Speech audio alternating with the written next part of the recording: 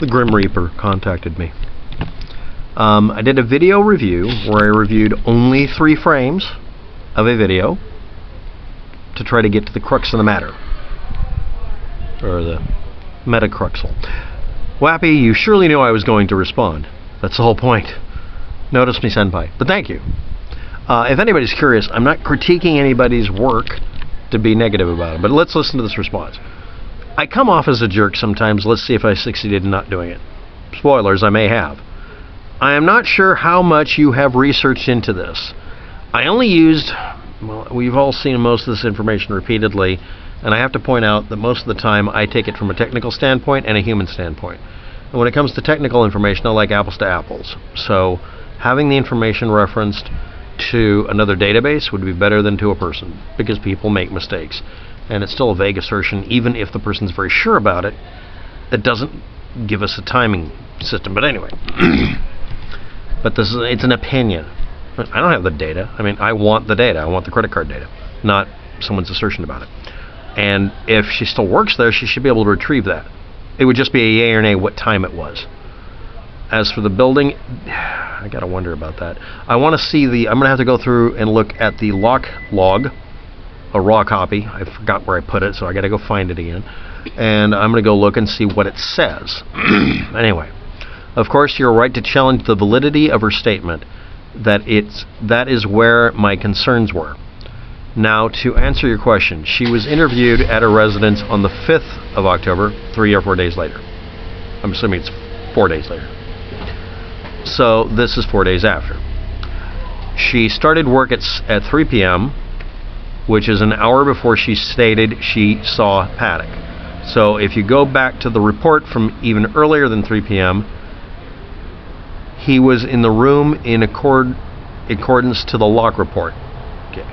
If you check the report, the next entry after the deadbolt was engaged was 6:18. So the next entry is returning at 6:18 from a 4 p.m. meeting where he sat and jawed for a while. So that part makes some sense. So there is no chance he could have gone to the shop later than that, because the door report. Okay, now I got someone to ask her some questions 2 weeks ago when she referenced a statement she abides by this, and the answer was yes. The question was, of course, the timing. She was adamant that it was around 4 p.m. Okay, cool. So then we do have a discrepancy here. And again, I gotta wonder about it. But anyway, here we go. Now, to take this further, if you read the statements, there are another 2 witnesses that saw him on that Saturday. We are still attempting to question them. You were correct on the other things that needs to be considered is the SQL database and everything else. At that point, okay, I'm going to flip a coin. It could be the human error, but at this point, it could be the computer error, or it could have been it could have literally been somebody dinking around with the door. I'm going to go look at it again, see if it's absolutely consistent with the previous accesses.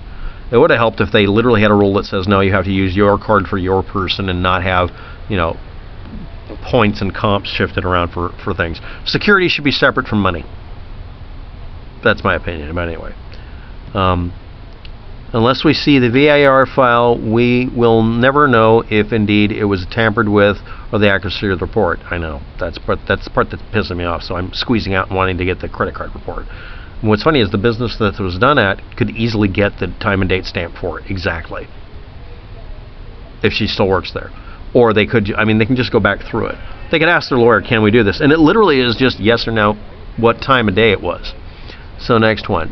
You know as well as I do we'll never get that. Yeah, so at that point we're basically going to have to use the business as a data source and get them to pop up the information about it. So to finish, I accept your counter argument. However, I'm still investigating this activity and do not just accept your point of the validity of the witness testimony. Happy to discuss, drop me an email. Our ability to communicate private comms, yes, hovering over there, is almost non-existent on YouTube. I don't give out my email address anymore because that's been don't give your email address to people unless you're very sure that they like you, because, oh good lord, it just causes problems. Not being paranoid, I've had my accounts busted into a couple of times. A long time ago, I don't do it anymore. And no, Google doesn't improve their email system. And the fact that they require that you use their Google email system so that a password opens everything up is poppycock. But anyway, let's continue. Let us dance. Let us salivate.